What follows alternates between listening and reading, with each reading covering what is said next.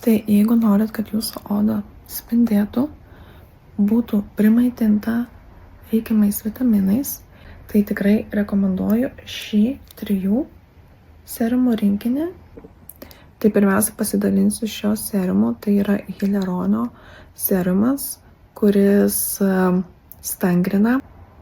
Tai reikia užsilašinti keletą lašelių. Užtenka realiai vos vieną šito panaudoti ir mano veidas jau toks atsigavęs.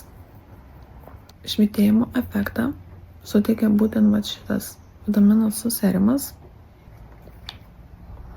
Aš nedaug užsilašinau, bet